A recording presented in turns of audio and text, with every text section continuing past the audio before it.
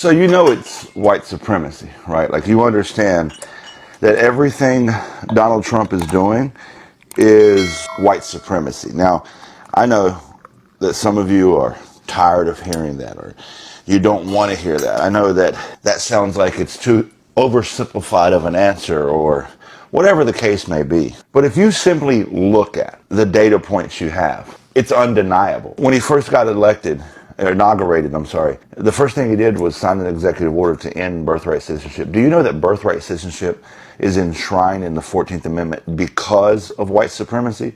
Because prior to the 14th Amendment, enslaved people were denied birthright citizenship under the Dred Scott versus Sanford case. And so the 14th Amendment enshrined birthright citizenship so that nobody would be denied that. Donald Trump denied it with a stroke of a pen, even though it's being challenged by federal judges. Additionally, Donald Trump is calling for an additional census to happen. This has never happened in American history, where the president dictates this extra census. And in this census, he says, do not count illegal people. Now, of course, him and his administration get to determine who's illegal. You know where we've heard that before? Where people count differently than other people? The 3/5 compromise. When enslaved people were considered as 3/5 of a person. Now look at this takeover of DC, where he's deployed federal troops. He's gone from ICE Gestapo thugs kidnapping people off the street while wearing masks, ripping mothers away from their children, even people that are here legally and doing it legally, doesn't matter, all ripped away. He's gone from that to now terrorizing and harassing American citizens. But look where he's deployed these troops, primarily black neighborhoods. Now, the over-policing of black neighborhoods is as American as apple pie, but it's rooted in white supremacy. You got KKK Caroline giving us statistics about how many arrests they got. You got Jeanine Pirro's crusty, dusty ass talking about laying the hammer of the law down. You got MAGA influencers talking about how we need to clean these neighborhoods out and start over. This is ethnic cleansing. They are talking about black people. Now listen, they're going to play the, oh, nobody said black but you, Jolly card, and that's because that's how white people work. You motherfuckers know I was raised with you, right? You motherfuckers know I was raised in the same house as you white folk, right? Went to the same church as you white folk, right? Went to the same school, in the same communities, played with your white kids. I was raised by you. Ain't no fucking gaslight me. Anyway, I can keep going because there's a lot of examples, but all I'm telling you is if you look at exactly what Donald Trump is doing, it's white supremacy. This is a Make America White Again movement. Christian nationalism is a white supremacist movement. It isn't an over-exaggeration. This isn't a stretch. This isn't a conspiracy. This is fucking reality, and it's happening right in your fucking face. Donald Trump is saving lives by using the Coast Guard or the National Guard to save black people. Black people are killing black people, okay? And this government, This is why it happens, people. So this lady stopped because she's upset that we're flying upside down flags. She said, why are you flying upside down flags? We told her that this country's in distress because we have a military occupation and that we are military veterans protesting this military occupation. And here's how the conversation went. I get that you're a Donald Trump supporter, but the Posse Comitatus Act says that the United States military cannot be used in domestic law enforcement. that's why you're never When did you serve? The Posse Comitatus Act says that the United States military cannot be used in domestic law enforcement purposes. I'm not surprised that you don't know. The problem that it is using them with you guys. He's saving lives. Okay? Donald Trump is saving lives by using the Coast Guard or the National Guard to save black people. Black people are killing black people. Okay? And this government. Oh, wait, I thought you weren't wasting your breath on us anymore. You know, fuck you all. You're blocking the bus lane. You're in the bus lane, you criminal! You're blocking the bus lane. Why are you still here? If you're not wasting your breath on me, why are you still here? Shut up with that. You don't Why are you? I If you're not wasting your breath on me, why are you still here? Goodbye. Goodbye. You cannot fix a system that you refuse you benefit from. And that is one of the biggest things that comes from white people not understanding where black people come from when they talk about privilege. Because white people relate privilege to having riches, being rich, being able to afford your necessities and most of the things. while it's not about that, privilege isn't about you affording things. It's you affording things while not also thinking about the color of your skin as being a determinant of you getting certain things as you continue with your life. And I'm so glad that there are white people who are actually waking up and realizing that they are benefiting from a system that is actually hurting other people. Like this man on this video is called the Jolly Good Ginger. You can check him up on TikTok. He does amazing work. He's an activist and he talks about black people problems, obviously immigrant problems, and many of minority group problems.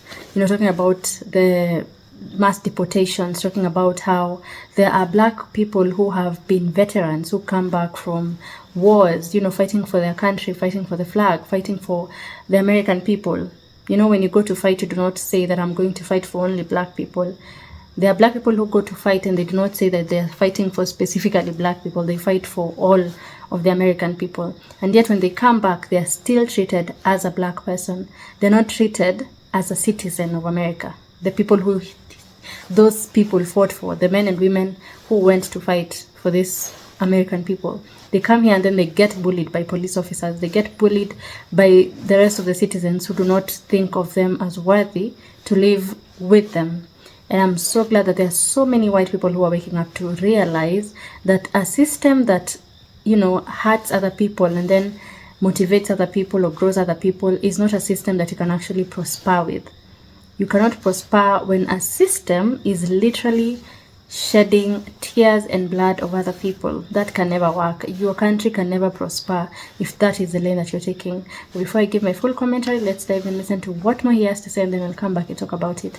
See you shortly. What motivated you to enlist? Poverty. I joined the Army because of poverty.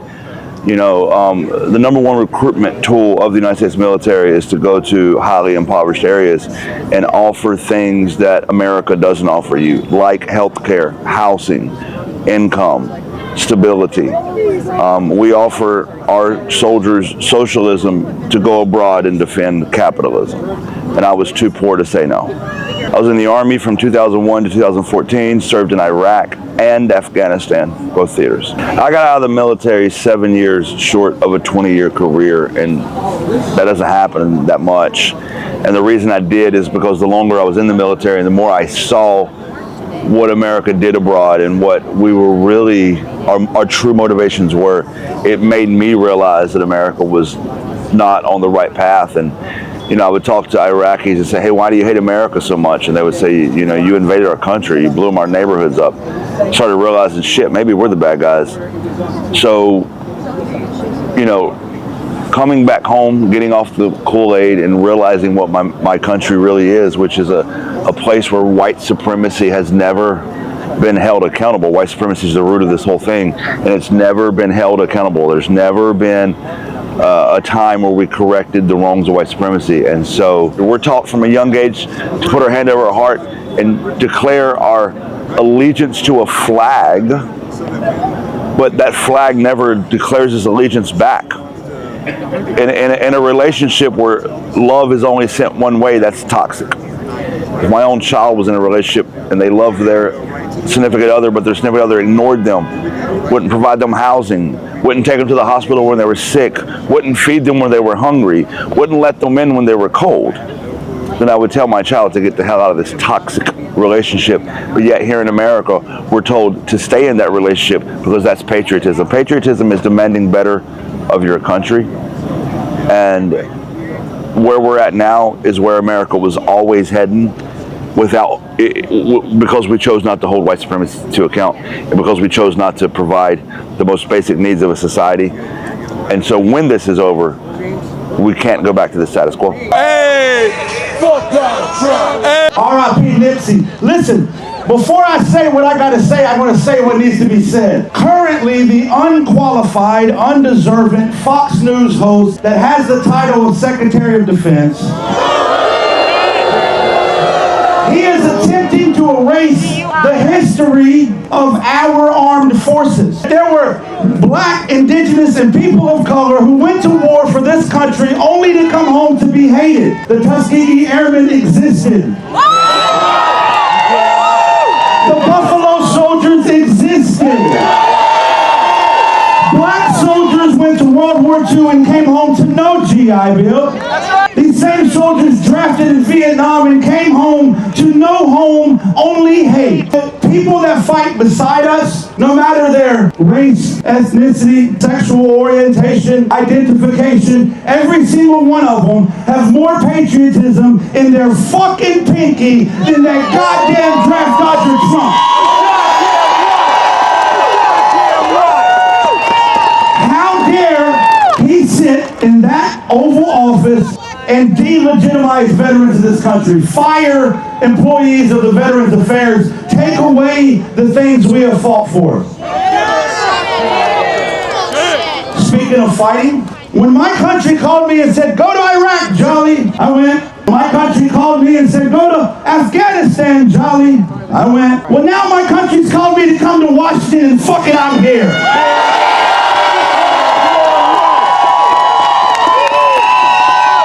We come with demands.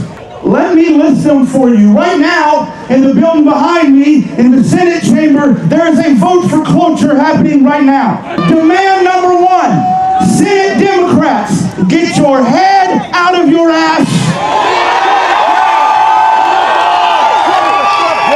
Senator Chuck Schumer, I'm talking to you.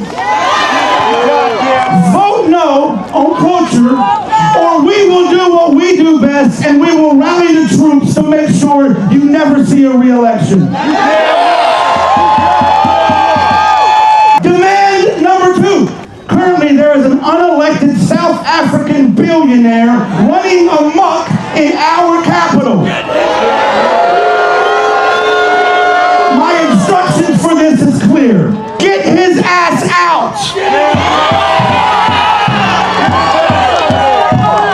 Demand number three. This is our final demand. House Democrats, you have what you need. Trump has done enough. Impeach him now.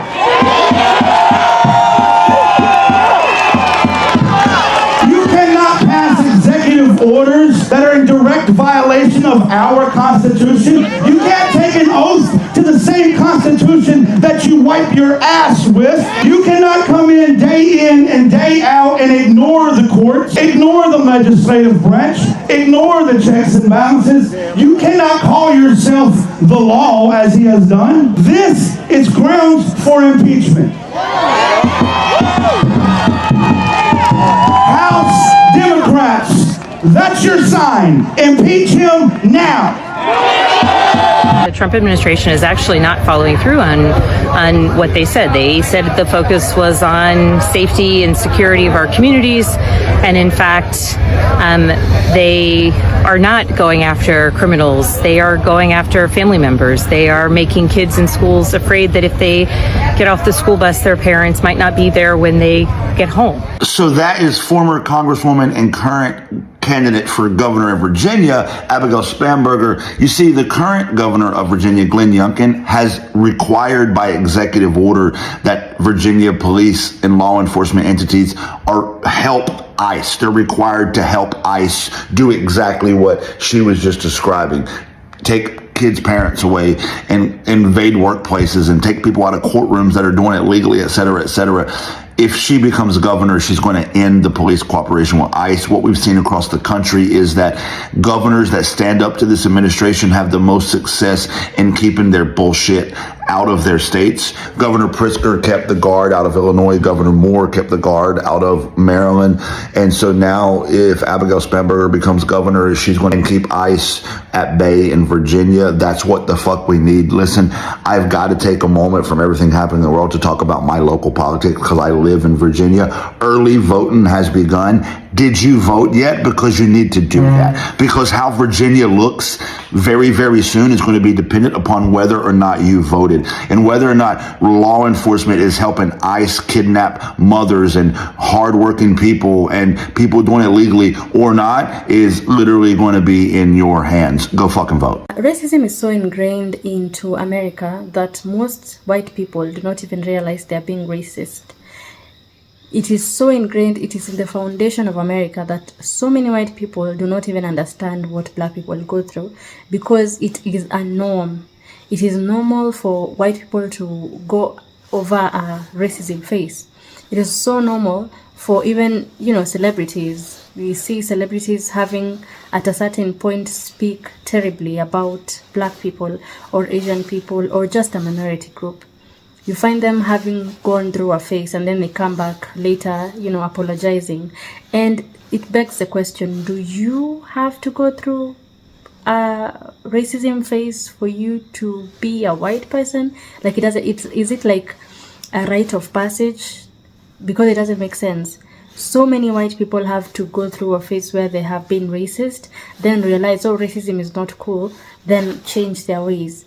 But I'm just wondering, can't you learn not to do something without actually doing it? It doesn't make sense to, hurt people, then realize that you're actually hurting people, and then now change your ways after you've hurt certain people when you could literally have avoided the whole thing. And this racism has been rooted into America's foundation. That's why we have so many white people not understanding what even that white man is talking about. The red ginger, jolly good ginger, as his name. So many white people are in his comments. If you go to his TikTok, you'll see that so many white people are, commenting negative things, talking about, don't you know you're white? Why are you fighting for other people, when you're already benefiting from this system? Like, what are you fighting for? We don't understand. Have you forgotten you're also white and you're actually enjoying these things? Like, you do not need to do it. You do not need to go to the streets and talk for hours on end and, get these people to follow you and listen to what you're saying. You do not have to put your life in danger for the sake of minority groups. This is what is in the comments. And if you want to see, you can go in his comment section and see. So many white people do not even understand that when other white people are standing up for a minority group, that it is okay. Once you stand up for a minority group, you are cancelled out. Like, you are banished from being a white person. Every other white person just does not want anything to do with you. They do not support you. They do not support your whatever you are trying. Instead of actually learning, sitting and understanding, why is he fighting for the minority groups? Could he actually be right by doing this? It's just negativity over negativity over negativity. Because this is the foundation of America. Kids, when they are growing up, white kids, as they are growing up, they are taught to be racist because their parents were taught to be racist too. And these kids will grow up to teach their kids to be racist. So how is this supposed to even end if this is a continuous cycle? You want to continuously make your kids carry the burden of being racist, the burden of carrying your ancestors' problems and the blood that they shed, the tears, the sweat that they enjoyed. They enjoyed these things coming from the slaves, from the black people. And now they are carrying it generation and generation and generation to their kids and the other kids and the other kids. But instead of actually realizing that you're failing as a country and you're failing as white people and you're being thrashed right now because of you refusing to actually change with the times. You want to live in history. You want to live the way your parents and your grandparents lived. Instead of actually realizing that those days are gone. Right now, a black person can hold a chair that is higher than yours. A black person can earn much more of a salary than you. A black person can have a bigger house, a more luxurious car, more successful than a white person. It is okay. It is fine. You don't have to go around beating yourself and now choosing now to teach your kids and treat them as if they change, if they do not want to be racist, then I'm going to banish them from this family. You do not have to do that. And white supremacy exists because white people refuse to put themselves in black people's situations. And it begs the question, what if black people what if we mainly had black people as police officers and they mainly targeted white people areas? Anytime a white person came out of their house, they were told, what are you doing? You don't look like you own this house. This house is too big for a white person to have it. What is happening? Or a white person driving around and then a black cop, stops you and, shoots you because they don't trust you. Or they just didn't like you, or I don't know, but they just do something bad to you. What then will white people do? What will white people now, what happens now? What goes on? Will you handle it the way black people have been handling it, by actually protesting peacefully and still getting attacked? Or will you go march in the streets and do what you have been doing by banning everything because things are not going according to what you said or what you wanted? How about you turn the tables once in a while, actually realize what black people are going through? Because if black people were to treat you the same way you treat black people, I'm not thinking you're going to take it lightly, and you're not going to take it as gracefully as they do. Because it takes a lot to have a system that treats you as less of and still choose peace and still choose to prosper beyond it and not carry that weight around you. And this is why I'm thinking white people sometimes get super angry at black people, because black people continue to prosper and they have this light within them that white people do not understand, because you come from a place where you've been taught in history that your people win. You have been winning, and these black people were your slaves. They are below you. They cannot be anything above you. They can never be. And then coming to the world and actually realizing that they actually can, and they are. They are not even growing old. Like, they are being added more years, more youth to continue living and thriving. You see 80-year-old black women looking like 40-year-olds, like absolutely beautiful, amazing. There's like life is being breathed back into them. They have this beauty within them, and I do understand how white people can actually be angry about this, because you are taught that a certain group is not meant to prosper, and then you come out and then you see, oh shit, they are actually prospering. What is happening? I was taught the wrong thing. Then why don't you ask yourself that question and actually learn? And I'm so glad this man is actually talking about such things, talking about the veterans who go to fight wars for America, then come back and are treated less of. They're not treated with the same respect and humility that white veterans are treated with. They're not. It does not happen like that. We have so many situations where parents right now are not even able to go for their kids at school or even pick them from the bus, because we have police officers, ICE agents all around the country who are picking up parents left, right, and center. And they do not care that you have a kid. They do not care. They will literally attack you, take you while your kid is watching, while your kid is crying, and they will bump you in any surface. They are very violent, actually, and it is not okay. And having white people who are actually being activists and actually talking, over the black voices and supporting black people and supporting the black people struggle and what they have been talking about, fighting for equality and fighting for things that actually matter, not some silly stuff.